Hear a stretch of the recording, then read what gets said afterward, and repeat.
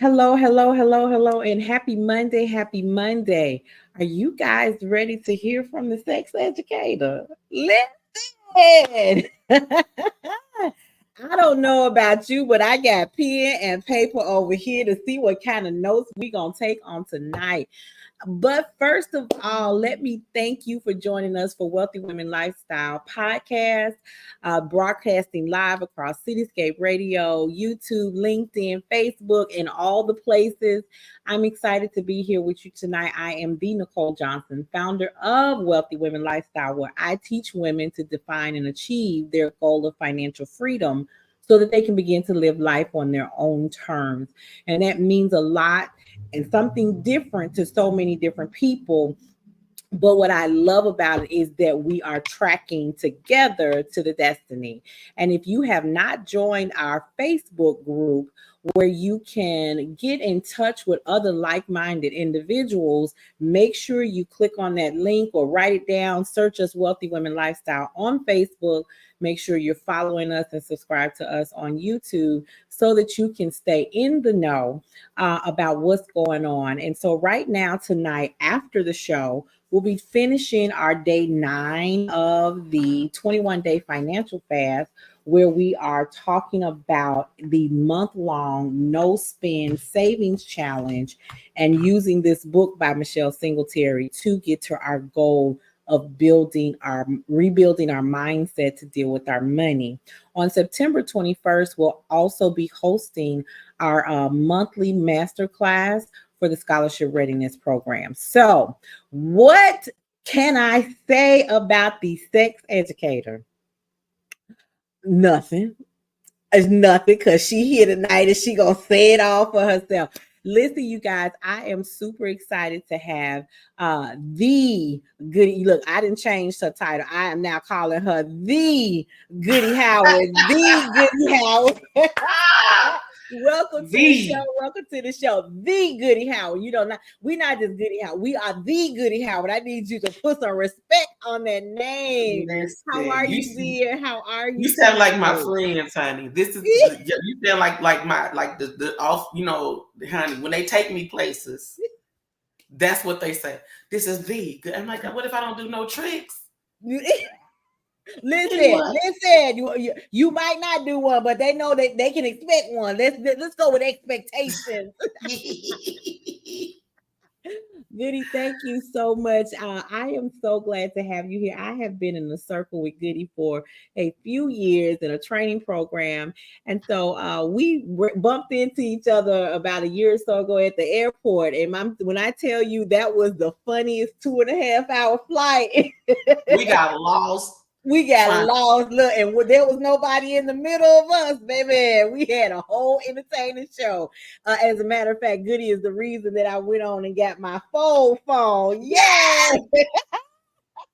Mine is purple too. Yes. So she is the reason that I got it. Samsung could tell her thank you for that sale, because I was enthralled into. I was like, that is like a mini computer, and she had the whole setup with the keyboard and everything. And so, what I love about you, Goody, is just your overall personality. You don't meet a stranger. And Goody does not meet a stranger. And if they're a stranger when they start, you can best believe they won't be a stranger for long. And I absolutely love that, because I hear so much about the difficulties that Black women have getting along with each other and supporting one another. And so this interaction alone is just one more on the notch to say that's a lie. I don't even know who started that, but I feel like the narrative that women in general can't get along, but then the narrative that Black women in general can't get along. I really feel like men are at the root of that, because if we are all beefing with each other, then we're not having communications of, oh, did he call you? He over here with you? He doing so? You can be out here with whoever you want to be out here with if we're not talking to each other, and you never get caught. Ooh, wait a minute now. So I feel like that kind of is how that started. Y'all hear that? Did you hear what she said?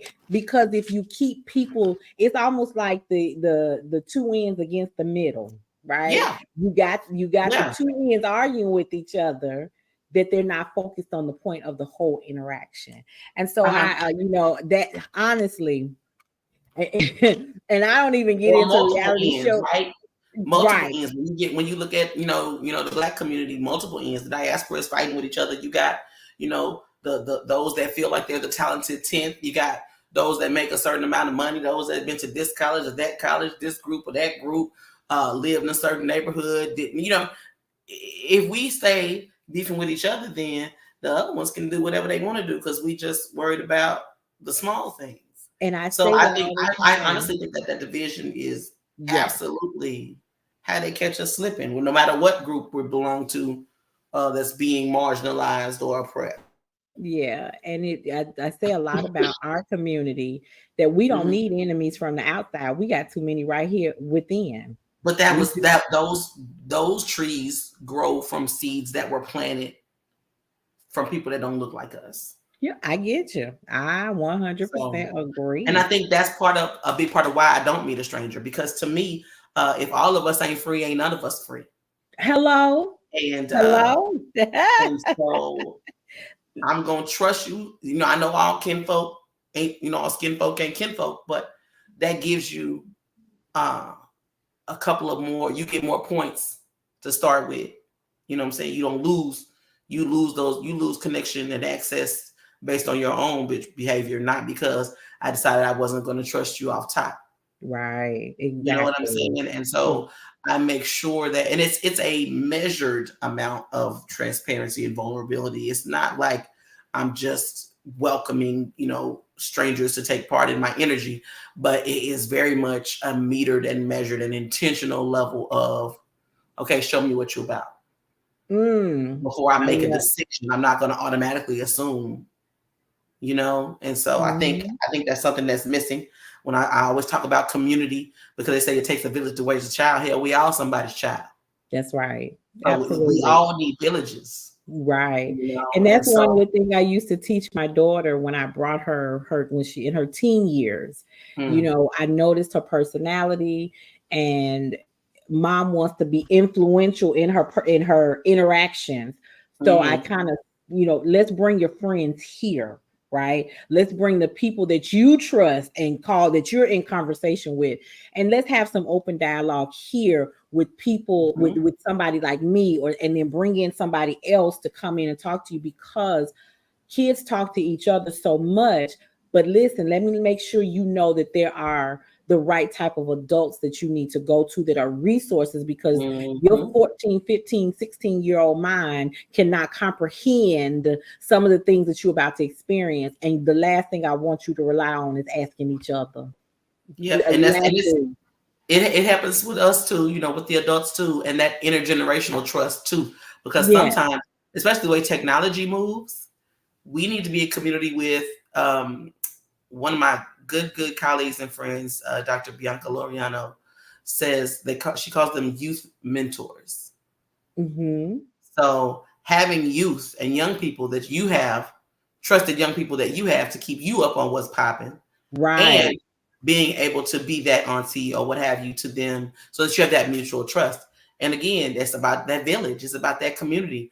I've had in my work and my life is because my name is in rooms that I'm not in a very good way. You know what I'm saying? Because I build community intentionally. I know some of everybody. Now, everybody doesn't necessarily need a sex educator, but I'm a master level social worker and a public health professional. This is not sex is everything, right? There's a quote that says, everything in the world is about sex except sex. Sex is about power. Okay, let's pause right there. So listen, she ain't playing. She did not come to play with us, y'all. She did not come to play. Goody Howard is a sex educator, but I want her to kind of share how you got started in teaching people, especially women, because I know a little something about the class you offer, but especially women. How did you get into it? What made you go into talking about sex for us? Well, I tell people I have been a sex educator since I was 9 years old. my mother, because people hear sex ed and they automatically think intercourse instruction. My mother is a nurse, a registered nurse. She's a director of nursing at a rehabilitation center at this point in her career. But she taught us about menstruation and our periods and what'll happen and what we need to do. And here's the things to do, the things that when you start bleeding, this is what's gonna happen, so that I wouldn't just like be horrified when it popped up on me, right? Right. And she gave me, a little pack that you keep in your backpack with all your things. And my friends were starting their cycles before me. And their mothers were not preparing them for success. Yeah. So we having meltdowns on the playground, and now I'm in the bathroom trying to explain to my friends, well, this is what's happening. This is why it's happening. Here are the things to help you manage it. This is what it looks like. And so from then, people just automatically sort of leaned into me when they had questions about their bodies. So it didn't start off as, it started off as sex ed, but like I said, not in the way that people assume. People make big assumptions when they hear sex ed. They don't hear the ed. Right. So they just heard the sex. Yeah. And I've always been, like you said, I don't meet a stranger. That's also part of my childhood too, because my dad was in the Navy. And so we moved a lot. I went to like 10 elementary schools. You know what I'm saying? I was always the new kid. And so when you're always the new kid, you got to make friends and things like that. So that's why I have I'm more personable, because I feel like I had to be able to fit in and be able to enjoy. So that all of that, the childhood experiences sort of prepared my personality and my energy for how I move through the world today. But that's how I started, and it just sort of graduated into things, and people always felt comfortable coming to me because of my energy and because of like the knowledge that I did have. People felt really comfortable asking me questions about their relationships or their bodies or their sex or as we got older, and sex became part of the conversation. And I am, I'm older than Google. So if someone asked me a question, so someone asked me a question that I didn't know the answer to, I would go look it up. And I am, card catalog, Dewey Decimal System, microfiche. Come on now. That's you young folk out there. Y'all don't know about that. Go look it up. Right. Go ask Google. Right. Go ask Google what microfiche is. So I would find it, right? And so I was just moving through my life, and I went through a bad break. I was doing accounting. I went through a bad breakup, and I started going. My friends were having like toy parties and things like that. And you know how like you end up going to the same person's party. Like my friend had one, another friend had one, but it's the same lady doing them. And she was just like, the feedback that you're giving and the questions you're asking, you should be doing this. Like you could make money doing this. And I was like, I don't like people and I don't like sales, but I'll have a party for you. And back then it was, you could have a party, and based on the sales that were done at your party, you got like a little kickback. So she was like, well, you made this much money at your party, but I want to put some money with it and get you a deluxe kit because we're having a sale on kits. And I would love to like mentor you and help you do this because I know you would kill it. And it was a Black lady. Shout out to Risha Danae Taylor. And I was like, well, if she sees something, I just gone through a big breakup, you ready to try new things. It's ready to try new things. So I was like, yeah, let me do it. And so I was doing it on the side, and it's like Mary Kay for dildos, right? So I was, you got to differentiate yourself from the people in your area doing what you do. So I was doing like little position tips and tricks and little other ways to use the toys. And people were like, I would pay for this without the toys. So I was like, ding. You know what I'm saying? When they start asking for it, how can you deliver? How can I deliver? So I just started, making workshops, like fleshing out teaching segments about the things. And then I realized that the company I was working for, who was no longer in business, was just trying to move product. They weren't trying to educate or empower. So I did some research and found my own wholesalers. And so I started providing the toys myself, and the margin was better on it that way too. And my bachelor's is in business. Okay. So, I don't think that college is for everybody, but I do think that if you're going to go to college, you need to use that shit. That's it. Can I cuss? I'm sorry, I didn't ask that. Yeah, it's okay. Look, we real around here. But if you're going to get a degree, hopefully it's one that you can use and leverage, and you leverage your informal and formal educations to build, your career. So I use my business degree every day. My first master's degree is in social work. My second master's degree is in public health. You do not have to have degrees to be a sex educator. You just need a certain level of like professional development and exposure and balance and accountability. People think it's all orgasms and rainbows, but it is so much more than that. It is critical race theory. It's applied linguistics. It is policy and government, because you got to know what you can and can't do, when you can and can't say, and who you can and can't support, and all the things. But I love it. I do believe that this is what the universe put me on this planet to do. And like I said, I feel like because sex is not about sex, sex is about power. The connection to the ability to be in your sexual self. The definition of pleasure is experiencing great joy and excitement. Oh, wait, stop right there. Okay, go ahead. So it's not even about genitals, right? A lot of times people think pleasure and they automatically think sex. Right. Pleasure is joy and excitement. And so thinking about that from a liberation perspective. Yes, I love that. Freedom is what other people give you. Liberation is what you do for yourself. Stop right there. Stop right there. Did y'all hear what she said? Did y'all hear what she said? See, a lot of what she's talking about is perspective and your mindset and how you view things that are happening to you and around you. Right. And so if we think about sex being about power, is there always a control factor, or are you and your partner gelling to the point that you all can have it's so much intimacy that there's a good exchange that sometimes you give, baby, you got the power. No, I got the power. You got the power. And sometimes it's power over yourself. Yes. Yeah. Sometimes it's the power enough to unplug from the day and not think about the bills and the babies and the business and all of that, and focus in on connecting to your partner or connecting to the pleasure that you're experiencing or whatever is going on. And a lot of times we're not able to unplug enough because we're in survival mode. People feel like pleasure is a luxury. So going back to that of what people that look like us have been through, specifically in this country, and our ability to still connect to joy and excitement. Right. And how liberating that is.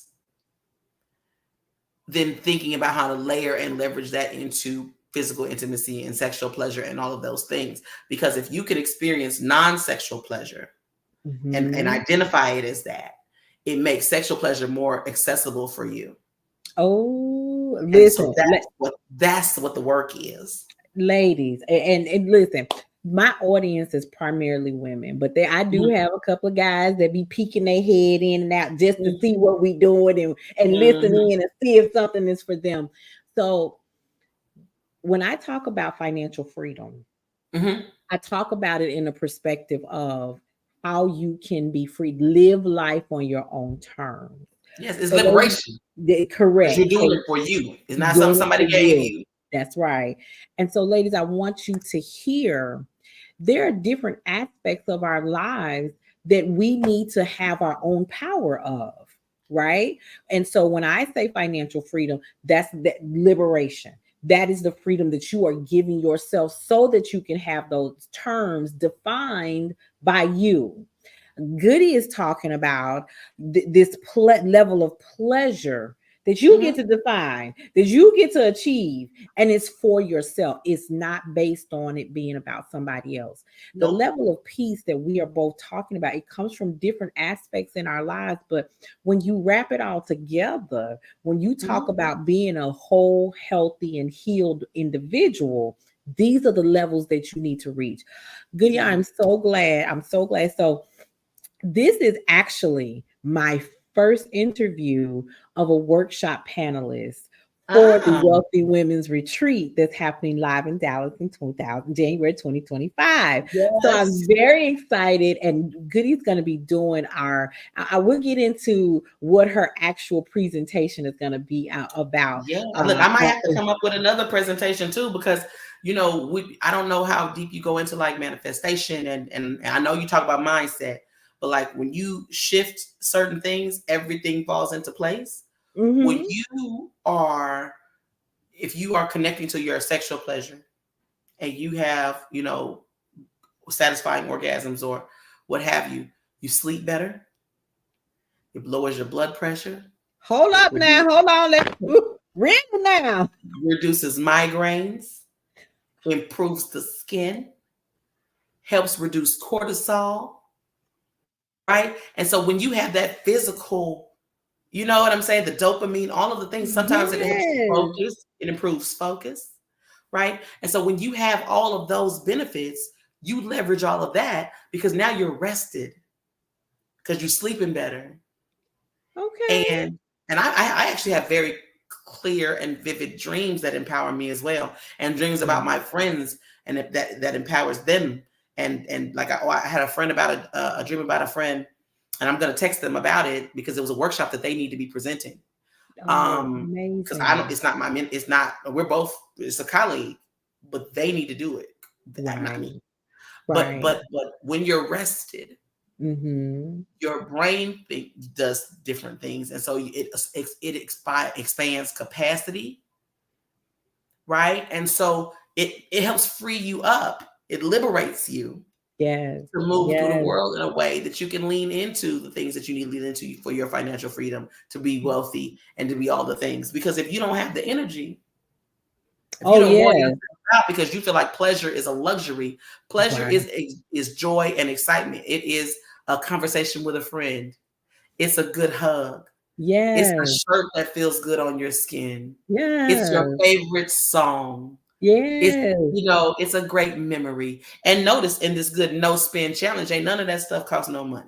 That's right. Hell, come on now, tie it all together. So listen, ladies, as you are listening to what she is saying, I hope it's resonating with you, because my goal for our podcast, for our any type of broadcast, and especially for the retreat, what we're talking about is to help you escape burnout and exhaustion so that you can experience clarity, renewal, and rejuvenation.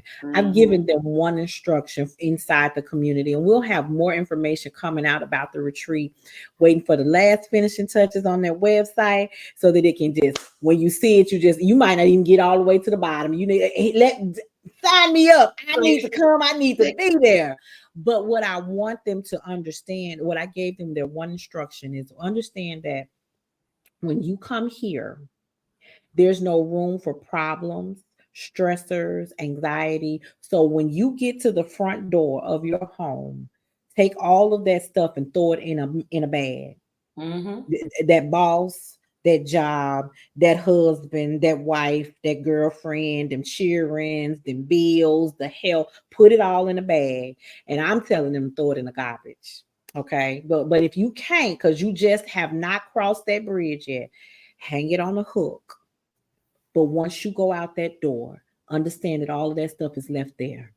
You should have nothing but happy feelings in the I mean, and even if it ain't happy, it should be peace, because you're entering, and curiosity, because you're entering into a space that you get to build community with like-minded women that are on the same path. And like I said, it takes a village. You're going to go to the village. You're going to go to the village. Right. I'm coming to, and you're going to refresh. Yes. And some of them don't understand what that is, because as you say, they're carrying it. We carry stuff. Some of that stuff don't even belong to us. Let me tell you, because you said that husband, that girlfriend. Let me tell you, I am not a wife and mother.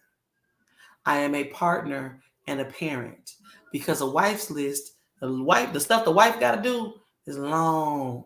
The stuff the husband got to do ain't that long. The stuff a mother has to do is long. Yes. The father have to do ain't that long. And that's contributing to the burnout. That's contributing to the capacity overload. That's contributing to the scarcity, right? And so when you call on your partner, that word changes how you view them and what they're capable of. Because I have friends that have to get babysitters when they go out of town because their husband don't watch the kids. You can't watch your own kids. And so that's not babysitting, honey. That's parenting. It's not babysitting, it's in your kids. But if they're not, you signed up to take care of them. So hello. I have a partner. I just got back from Atlanta. I was at a conference. I left Wednesday. I just got back last night. That's Sunday. And he did everything he was supposed to do. We have a 9-year-old. She got to school. She got picked up. She had her piano lessons. She went to dance class. She had dinner. She took her bath. she did all the things because it's not just my responsibility. Right. And that brings me pleasure, and that frees me up to be able to do the things I need to do. And then again, and also with wealth and with clarity and community comes confidence, right? And part of what I do is connect people to pleasure with confidence, because confident is the sexiest thing you can be. But that confidence permeates every other aspect of your life. Yeah. And it seems small, but when you're satisfied, specifically sexually, you look different, you smile different, you talk different. You have a relaxation, because orgasm also releases all that muscle. Like when you have, like we say, sit down, relax your shoulders, relax your jaw. Orgasm does that. Mm-hmm. And so even if it's not an orgasm with another person. Yeah. Yeah. Even if it's an orgasm by yourself. Okay. It's going to relax you in a way that allows you to get that connect to that confidence to move through the rest of your day or to move through the rest of your world in a way that people be like, who is that? Right. When I go places, people come up to me and go, I don't know you, but when you came in, I was like, I need to know who that is. Listen, when I saw you at the conference where we attended together, do you know what you was doing? No. You was footloose dancing down the hallway. I was like, who's did I have a white suit on? Huh? Did I have a white suit on? You did. Do you know somebody recorded me and it was on the internet and somebody tagged me? Like, I know her. That's crazy. It's like, that's crazy. And look, and she all by herself in her own little world. And you know what? When you talk about confidence, you start to wear it. You do, and people are drawn to it. Yes, and it's I don't make a lot of noise when I go places, right? Because I don't have to, and it's not like a braggadocious thing. It's like a moth to a flame thing. When you see something in somebody that you are inspired by, or admire, or are drawn to, or are curious about, you gravitate towards them. If you're listening to yourself. If you're trusting yourself, right? And so a big part of that, even with these wealth conversations, a lot of the deals that I have been able to make, a lot of the connections, a lot of the bookings, a lot of the, I've never, at this point in my career, I've been doing this work almost 20 years. I have not pitched anything. And I know that's terrible. It's terrible. But I haven't pitched anything. Anything that has come to me is because somebody put my name in a room I wasn't in, or somebody saw me doing something else and was like, we need her. This is the year of the pitch. Q4 is when I'm going to actually start pitching things for 2025. So no money left on the table. No, not a penny. Not a penny. Not a farthing. Okay, not a peso. Not a nothing.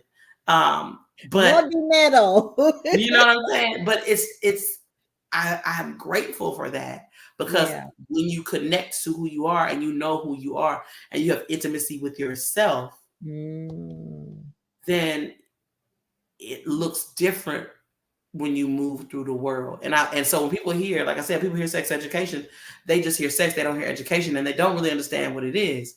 It's consent, it's boundaries, it's autonomy, it's joy, it's resistance, it's calm, it's power, it's strength, it's all these different things rolled up into what society has told us it is. And so when you expand, you realize that it is so expansive, and it touches so many different things, then you touch it a little bit, like you become a part of that, and people are it helps you as a person, as a human, as a person and a professional.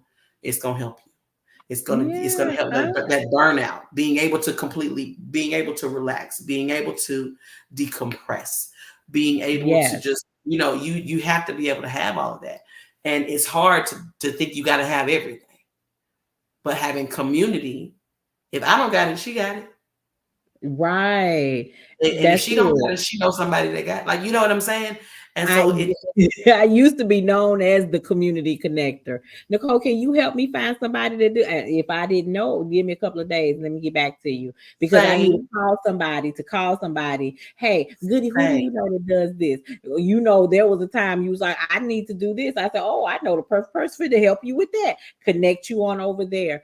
And when I think about the financial world and what I want to see within our community, that takes me all the way back to Black Wall Street. That takes me back to a time when we were self-sufficient as a community and we didn't have to send our money out there. We spent our money within, and that is how we continue to support each other. My cleaners is closed today, but you know what? 2 doors down, Miss McMahon still open, and she stay open to 9. I close at 6. So go on down the road and see her. So we don't have to go out there. And so one thing I heard you say, and it leads me to my next conversation with you, is when we start looking at our confidence level as women, and we look at how the struggle has come for women over the years. All right. Now I'm gonna go here. I'm not a politic person because that's just. You do what you do. All I ask is that you vote. I'm not trying to tell you who to vote for. But in this day and time, when there is a Black woman running for the highest office in the land, in opposition of someone who says, grab them by the pussy.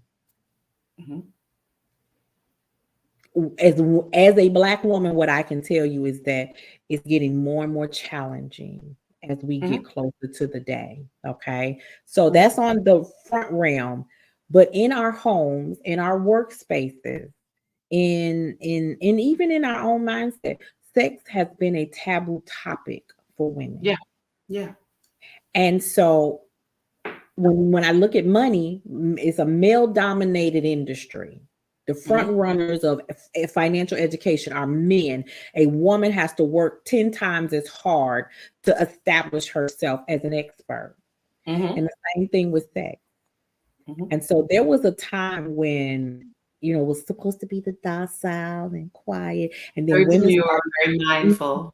Yes. And then very yes, you don't do that. You don't dress sexy and provocative. But there was a time when women started exploring, like, bruh, if you can get notches on your belt, I can get notches on my belt too. Why did it start that way? Or why was it always so man focused when it comes to sex, as if her pleasure level didn't matter? It was always about him. Well, patriarchy. For one, women weren't even part of the workforce and couldn't even earn money. So how you gonna talk and teach about money? You couldn't even get a bank account without your husband. You couldn't buy a house without your husband. You couldn't, so you had to have a husband. So if you, up until the 70s, couldn't get a bank account without your husband, you've only had access to this kind of stuff for the last 40, 50 years. Right. You're not qualified. You ain't been in the game long enough. Your species hasn't been in the game long enough to be able to talk and teach about money, not even paying attention to the fact that we were the money managers. We may not have earned the money, but we definitely made $1 out of 15 cents consistently. Hello. So again, patriarchy is the reason for that. And even when we get into my keynote that I did on Saturday was pleasure is political. But it wasn't what people think about, because by the time you get to voting and shit, it's too late. Right. It's too late. And a lot of our rights are being, restricted or taken back or overturned and all these things. And when we have to work outside the home and then come and have to work inside the home just as hard, that's 2 jobs. And then if you have a partner, then you have to do those things as well. Right. That's what I'm saying with the words mean things. If you say partner, then that it allows you to see them as someone that's capable. I know I can go out of town and my partner can keep up with the kid, and she won't be hungry and starving and missing. As long as I got her a protective style, because he can't comb no hair. As long as I've done her hair, she gonna look just like she did when I left. You know what I'm saying? And and figuring out what works in your home. But I think it all boils down to it. I think there's always been a subset, because they say well-behaved women never make history. because it takes some disruption. That's right. It takes some act up. It takes some, why is it okay a for little, you? A little rebellion. Cool. A little Yeah, rebellion. exactly. It's cool when you do it. It's a problem when I do it. You know what I'm saying? Like, it takes that to shift the culture forward, to expand what we already decided was okay. It's not about change as much as it is expansion. Okay. And I'm very, very confident in saying that is why the even in the financial space, in the wealth space, in the working space, hell, in the sex space, it's people out here that don't have nothing, but they're male or they're white or they're both. And they have bigger platforms than I do. I've been booked by Meta twice, and I can't run ads on any of their platforms. But people that do exactly what I do, just not as well, can run ads because they look like these. So the disrespect that comes with women wanting more. Yeah. That comes with women wanting to establish legacy. The pushback for that is because legacy is power. Legacy is influence. And up until now, like on the continent, when I say the continent, I mean Africa, there are matriarchal societies. There are, women can have legacies. Women were leaders. Women were warriors. Women were kings. But here, it was created male dominated, even though, the man is the head of the household, the woman is the neck. That's it. But she was supposed to be the neck. You're supposed to be quiet. You're supposed to just be supporting and quiet. And as we moved into times where maybe there weren't nuclear families, or there weren't, with the Industrial Revolution and the wars and all that stuff, and there weren't men in the households, we had to start wearing more hats. Right. And so we wanted the same rights and access that men had. And we deserve them because we're doing the same work. And if I'm just sitting at home, and it's not just sitting at home. When you're at home with raising kids and keeping house, managing households and things like that, it's a lot to be able to do both. That's a bad bitch. That's a bad bitch that's doing both. That's right. And if you feel like you're not doing it well, give yourself grace. That's it. And that's one of the things that my community members are instructed to understand. You are a masterpiece. And a masterpiece is not without imperfections and defects. It takes a lot out of you to do what you do. So when I say walk a mile in my shoes, baby, you cannot. Okay. And we make it look easy. That's the thing. Make it with grace. Yes. Most women, the things that we do, we make the shit look so easy that everybody thinks they can do it. That's right. And when I talk about sex education and pleasure and confidence and all of those things, how it shows up for women of power. I'm not even going to say women of wealth. For women of power, that looks very, very different. And when you're connected to yourself, your body, your pleasure, your mind, your spirit, your energy, all of those things. I say sensuality versus sexuality. I experience the world through all 6 of my senses: sight, sound, taste, touch, scent, and feel. That emotional component, right? Excuse me.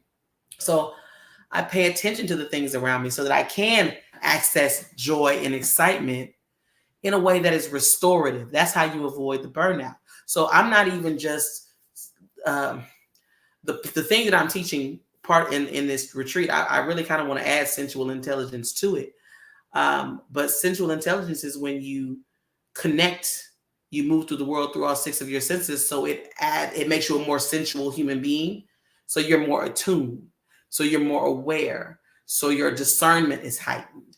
So you're flowing differently, so that the decisions you make for yourself, for your family, for your business, for your household, for your bank account, whatever choices and decisions you have to make, you're doing it from a place of certainty.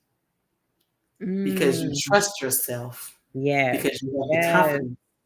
Because you're connected to yourself in a way that you can do that shit. Listen, y'all, Goody coming here to put the stank on it. She putting the stank on. Yeah, that's it, fan. Listen, and I have one in my cart right now. It has lights in it. Really? Don't let me get no light up fan. I ain't gonna know how to act. You either. If you get one, you get me one. Bring it to me in January. I got you. I got you. So listen, you guys that are watching, I see you guys are watching.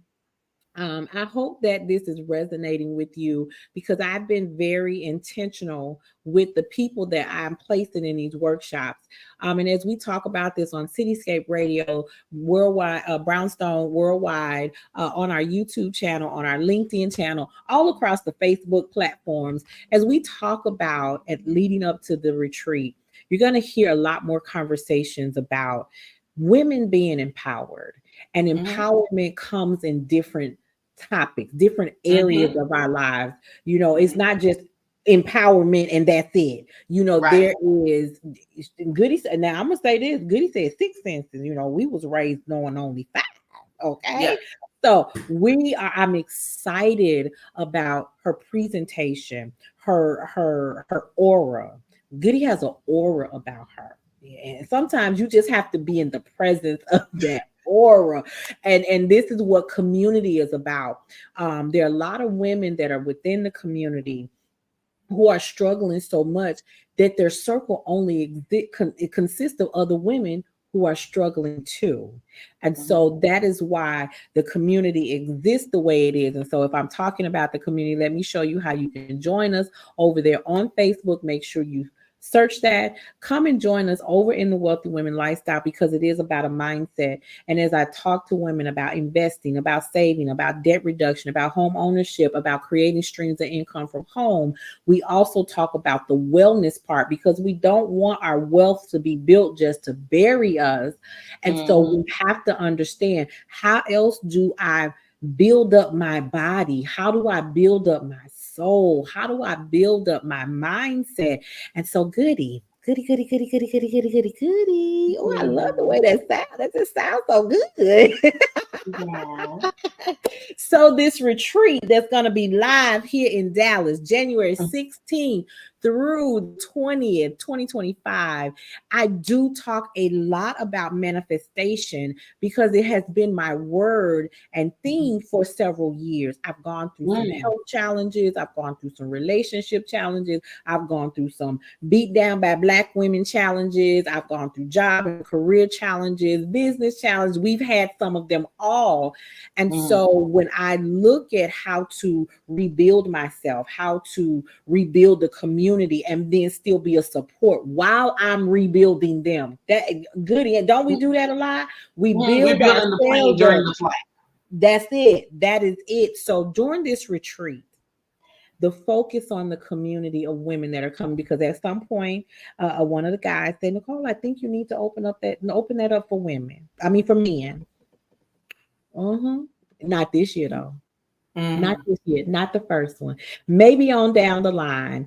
But for women, they deserve, and I said it, they deserve additional type of support that doesn't come in a co-ed environment. Okay. Right. That's like the beauty shop and the barbershop, right? The barbershop is the same space. And I need them to be separate. So yeah. Goody, let's talk about, what they gonna get at the retreat. Don't give them too much. Give them just enough to wet yourself. So, like I said, ma'am, excuse me. Can I see that shirt? Go on, roll back a little bit. Go. Ooh. Okay, all right. You saw what it said, and she not playing. I had one that says work their clit, not their nerves too.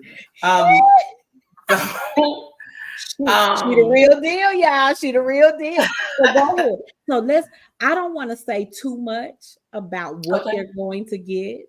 Okay. But I do have the retreat interest form. The link for it is on the screen. I want you guys to write that down because this is just this not even a scraping of what Goody can do for you. No, it's not. And that's why I said I want to sit on a panel or something. I don't want to just do that one thing because people think of me of that's the dick lady. That's and I do so much more than that. But what we're gonna be doing specifically, can I say the name of it? Oh yes. Okay, so we're gonna be doing rhinology, during the retreat, and it's a dick riding class, to say the least. It is for, if you're on top, I'm talking to you. It's about connecting to confidence, control, and stamina. And the reason why I feel like it's important to have this class in this retreat space specifically is because we want to address the total womanhood. We want to address that confidence and that control and that stamina in your life, not just in your bed. And the things that we talk about in the workshop are translatable soft skills that you can use in your business. And I like how she said that. Translatable soft skills. Okay, y'all write that down. Translatable soft skills. Soft skills. And so it's just like we stretching. We'll do a lot of stretching before we even begin, because we need to be stretching every day. Your health is your wealth. And so that includes your sexual health. And sexual health and sexual pleasure. Sexual pleasure is sexual health. So it's about connecting to your body, understanding that because your health is your wealth, your body, your pleasure, your sex can tell you some things that are going on with your body. If you get lightheaded after you reach orgasm, you probably need to drink some water. If you catch cramps while you having sex, you need some more potassium or some iron or something. Like, there are things that your body can tell you when you're experiencing pleasure that can make you think, oh, maybe I need to talk to a doctor about this, or maybe I need to, you know what I'm saying? So, and we want you to be able to move and enjoy and connect. And again, that confidence, right? And so it's a dick riding class. But like I said, when you have more confidence, it permeates everything else. Yes, confidence is the most sexy thing you can be. And I want to be clear, because I'm a words mean things kind of girl. Sexy does not mean the same thing to everyone. That's true. To me, sexy means attractive, powerful, influential, strong, beautiful, right?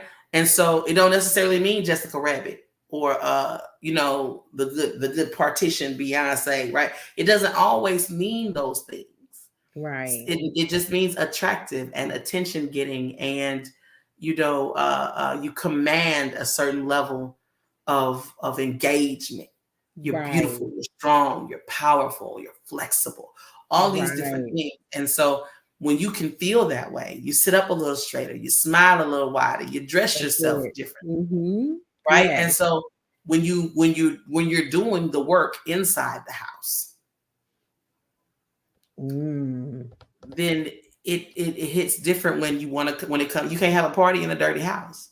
You can't be, oh, wealthy woman, oh, I'm a powerful this, and your house is falling apart. That's right. You don't got no furniture. Your bed on the floor. Right. You got lawn chairs in the living room. This is a theoretical house. Your body is your temple. Your body is your house. Yes. Yes. If you do have lawn chairs in your living room, it'll get greater later. Okay. Amen. The struggle might be real right now, but we will get greater later. So but I feel like we lose, especially as women. We get so caught up in wanting to dominate and wanting to be wealthy and wanting to be powerful and wanting to be strong and wanting to be the leaders and wanting to be on top and wanting to be, Rideology, we try to be on top of everything. Right. You know what I'm saying? We're trying to be on the top of our business, in our industry, in our home, in our communities. We're trying to be on top in all the places. So we're going to be on top in the bedroom too. That's right. I think that, again, that confidence that comes with that. Yes. That community too. It's hard to make friends as a grown-up. Girl, would you say that again? It's hard. And so, like, genuine friends, you can have acquaintances, but it's hard to make friends with people. And so, at least if they in that room, that's at least open enough to that. Y'all are at least like-minded enough to be in that space together. Just like with the retreat, you're at least like-minded enough to be in this space together. So this can be a way to build community, because we can't do it ourselves. That's it. And so, I'm just saying, I crack jokes and stuff in the workshops and all the things. And so it's just a way for us it's just another way to add another layer of connection in this amazing community that you built. Thank you. And I wanted to be, when I first started, my goal was to teach women how to overcome the home ownership process. Okay. And that when I became a homeowner, 9/9. As a matter of fact, today my anniversary. Oh, happy 9909. anniversary. That's it. 9909. I became a first time homeowner. Happy house anniversary. That's right. So, and when I did it, mind you, I was in law school. I didn't take any time off from, moving from apartment to back to into the home.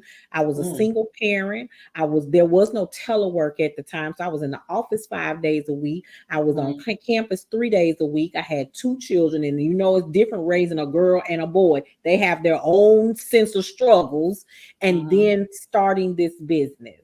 Okay. Now, mind you, I didn't start it as a business. I did it as community service. And I served the community, helping over 200 women become homeowners for 7 years. Yes. 7 years. And you know what my pay was during that time? When I come to your city, I need a room in your house. The house that we bought.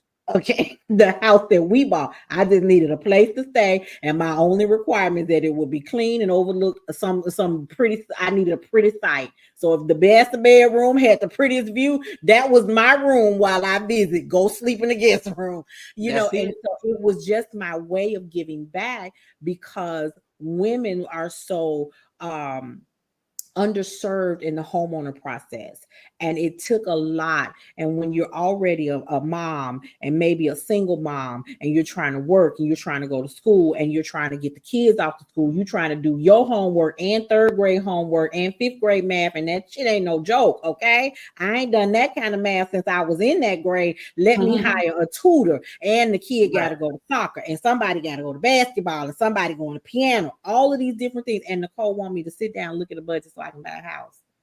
I'm gonna just keep paying this rent. No, not with me, you're not.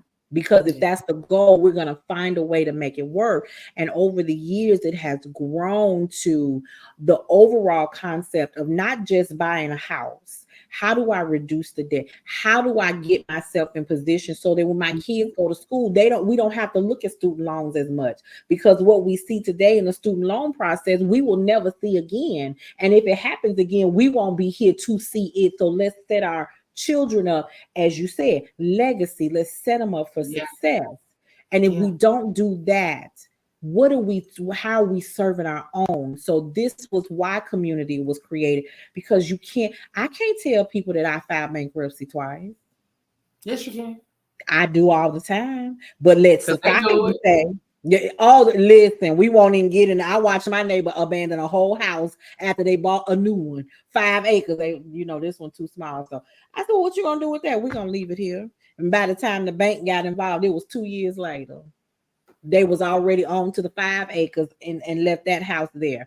So when I started realizing and understand concepts that other people were using, and I put it to work for myself, blessings are meant to be shared. So it was my responsibility to share that with other people in my community. And I still do that today. And so I'm very particular about who I let talk to my people, because they are broken, they are bruised, they are abused, they are scared, they are distrustful, they don't want to open up, they are closed because they don't want to be hurt again, they don't want to lose again. And so they're in a place of vulnerability, but they're also in a place of expansion and curiosity and growth. And that is a very tender space to be in. And you have to be clear about who you're letting, you know what I'm saying, be a part of that. And like I said, with what I do, because, I connect people to pleasure with confidence, part of that is just helping take care of your entire self. Because we don't have, all the things that we have, all the demands on our time and attention and capacity. Sexual pleasure, sexual release, pleasure in general escapes us. Especially if you have children to take care of, not even a partner too. You will not get something for yourself so that kids can get something that they don't even need. I don't know a kid that need nothing. My kid need a job and a garage sale. But a paper route or something, but I will buy something for them or buy something for my husband instead of buying something for myself. Because there's that this nurture. Yeah, there's this thing that we have that we feel like nurturing looks like setting myself on fire to keep you warm. Yeah. That's not what nurturing looks like, because when I set myself on fire to keep you warm, I'm just making myself ashy.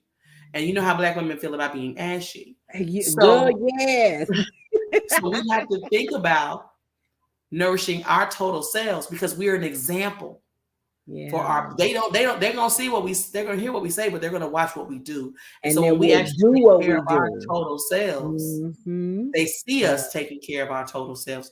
We're modeling that for them. They'll take it into their lives and their adult lives and with their partnerships and their child rearing if they choose to reproduce. Like all of that, that's part of the legacy building, the wealth building, the power, expansion. All of that is connected with how you take care of yourself.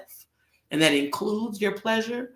That includes your relationship to your body and relationship to your pleasure. Because a lot of times, again, that space of doing it for our partners and doing it for the community and doing it for everybody else, a lot of times we don't view sex as something that we do for ourselves or something that we're supposed to enjoy too. If I had $1 for every DM that I got that said, how do I make sex more enjoyable? You be rich. They don't be enjoying it. They just be doing it because they feel like they're supposed to. Or I've never had an orgasm. Like a duty. It's a duty. Yeah. Mm-hmm. Yes, I've never had an orgasm. How do I have an orgasm? You're in your 40s, 50s. Right? And that's you're doing yourself a disservice. And if you don't play about you, ain't nobody else gonna play about you. And so this is part of that. It's part of building up that part of yourself, because that's part of ourselves that we neglect. We feel like it's unattainable. Like I said, when pleasure is when you take sex out of pleasure, it feels more attainable. So then pleasure when it comes to sex doesn't feel like a chore. It doesn't feel like a duty. It doesn't feel like something you have to do. It feels like something you get to do. And that adds to your general joy and excitement, which makes you a more pleasant motherfucker. It makes you a more pleasant person to be around. They're like, oh, that Goody, she's so joyous. Right? And I'm not nice, but I'm kind.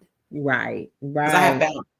And I I can tell you, there's a lady I worked for, and I knew she was divorced and had been divorced for a long time. And she was just miserable. Mm-hmm. And one day somebody said, I just don't understand what's wrong with her. I said, what we need to do is take a collection to go get her a Chip and a Dale. Because she all pent up. And that's what her problem. She ain't released in a long time. And she's miserable. And she's wearing it. So just your body tightens up. Your muscles start to produce acids and things that hurt you, that give you cramps, that wear your body down. Your cortisol levels be high, your blood pressure up, you got diabetes, your hair falling out. You can't. It's too much. Yeah, it's too much. And if you can't connect to pleasure in ways that is restorative, then that burnout is always going to be there. That capacity is always going to be right at met, because you don't have a chance to reset. You don't have a chance to restore. You don't have a chance. Pleasure is resistance, especially for Black women. If everything in the world is about sex except sex, and sex is about power, when you think of Black women and power, wow. Yeah. We don't have the access in the ways that a lot of other demographics do. That's right. That's right. About Black women in power, part of our relationship to our bodies and our pleasure and how we access it and who has access to it is a part of that marginalization. It's a part of that oppression. It's a part of that patriarchy. And so part of what this is, just the rightology piece, just the sex piece, part of what that is connecting to that power, connecting to that restorative energy, so that you got the time and space to move through the day and handle all the things that are thrown at you, so that you can get to the space where you're productive. Yeah, people think it's all orgasms and rainbows, but it is so much bigger than that. So much more. And so if you have not put yourself on the list for the Retreat 2025 interest form, go ahead and snap that link, write it down, go ahead and put it up so that you can go ahead and get your self-worth. Hey, Tony. Hey, DJ Tony. Welcome to the show. So listen, Goody, I so appreciate you being here.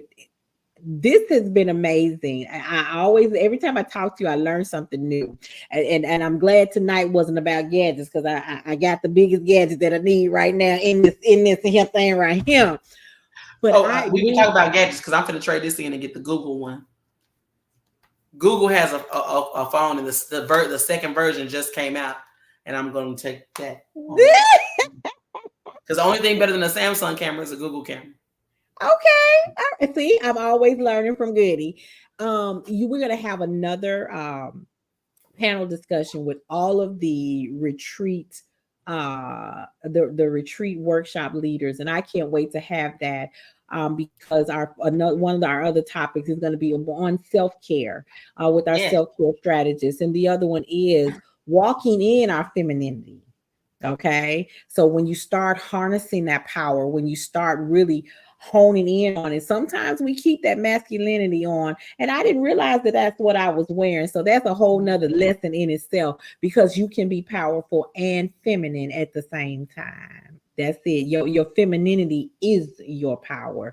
So Goody, thank you so much. Do me a favor and tell the people where is it that they can connect with you? How can they find you outside of the retreat? How can they find you? Because I want to make sure that if they need some help getting into the topic of pleasure and self-awareness, that they're getting it from a good source. Well, my name is Goody. That's my legal name, Goody. And everyone asks Goody everything. So I am Ask Goody. Anywhere likes can be clicked. My preferred platform is Instagram. My website is askgoody.com, and my email is info@askgoody.com. Like, you can't, I try to be consistent. You know what I'm saying? You got to make it easy for people to find you, make it easy for people to spend money with you. So I'm Ask Goody everywhere. Okay, and so Goody is actually local in Dallas, so I can actually say, come, pull up, good, pull up. If I'm in town, hell, that's. I tell people I'm based. The last time I bumped into it was on a plane. I just got back last night. Yes, and I love it. I tell people I'm based in Dallas. Yeah, that's it. Headquarters in Dallas. Yes. But workshops are international. So everywhere. I was in Cabo. I was in Cabo in July. I am international. I've taught in Paris. Never mind. Listen, ladies, if you are planning to attend this retreat, I promise that you will not be disappointed. You will hang up all of the problems and frustrations. You are going to be loved on, served on this whole time that you are here. That when you get back home, that bag that you hung up because you just refused to throw it away, you're going to be extremely selective about what you pick up, because you're going to be coming back, returning with a new level of power and awareness that you didn't have before. And it's going to be beautiful. It is going to be beautiful. And I'm so glad that Goody is going to be a part of this experience. And I've got a few more treats in store for the audience at the retreat. I'm working really hard in the background to get it just mwah, okay? So Goody, thank you so much for being here with us tonight. I look forward to our next panel discussion. You know, you guys know I be about all the shits and giggles here. But when it comes down to it, I want you to walk away with a level of education. Like she said, people hear sex, they don't hear the education.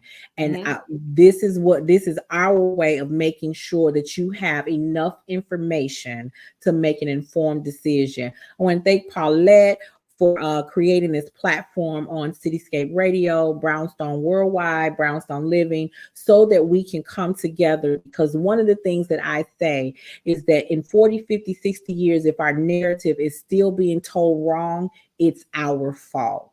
And we can no longer blame other people, because we have a platform to speak our voice. We are the change that we want to see. So again, because I can't wait to tap into all this power that I'm finna have when I get through with Miss Goody. Okay, I get with Miss Goody. When Miss Goody get through with me. Yes, I'm a tool giver. You're gonna have an empowerment and awareness and education, but you have tools so you can take action. Oh, execution. Success comes at the speed of execution. So how fast you want your results, ladies? So thank you guys so much for tuning in to the Wealthy Women Lifestyle Podcast. We will see you here on Thursday night when we will be talking to our self-care strategist, Miss Leanne Dose, who has, listen, Goody and Leanne on the same stage at the same. Y'all, it's going up. Y'all, it's going down. All right, you guys, good night. I will see you guys over in the community at 7:30 Central Time as we come into our next lesson of the 21-day financial fast, where we'll be talking about day 9 on our lesson on our road to changing our mindset so that we can have a new relationship with our money. Thank you so much for being here, Goody. I'll see you in just a moment. You guys have a good night. Bye. Bye.